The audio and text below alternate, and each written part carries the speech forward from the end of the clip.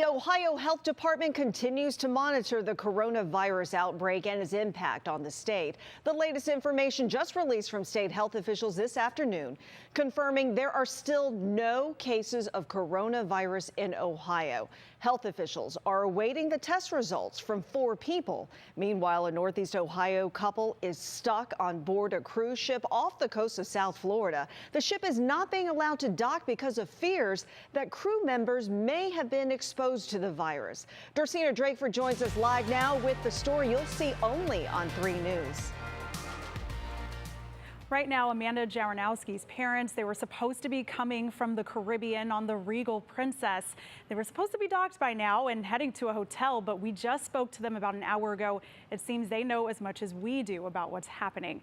2 of the ship's crew members previously worked on the Grand Princess cruise in California. So out of precaution, this morning, they were tested for coronavirus. Those results were supposed to be returned in 4 hours, but they're still waiting off the coast of Fort Lauderdale. Amanda's parents say they've been getting hourly updates, but nothing solid about when they'll dock the ship.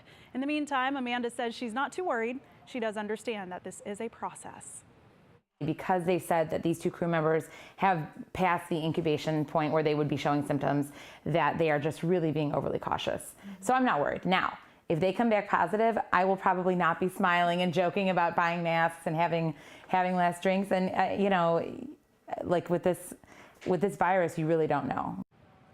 They've had this trip planned since January, and they're still having fun on it, believe it or not. They're not confined to one area, and there's still entertainment on the ship, so they say this is just a small setback. And Lena, we did talk to her dad. You'd have to hear it, but her parents really have a positive outlook on this whole situation. At 11, you'll hear from them firsthand. All right, looking forward to that. Thanks so much, Dorsena.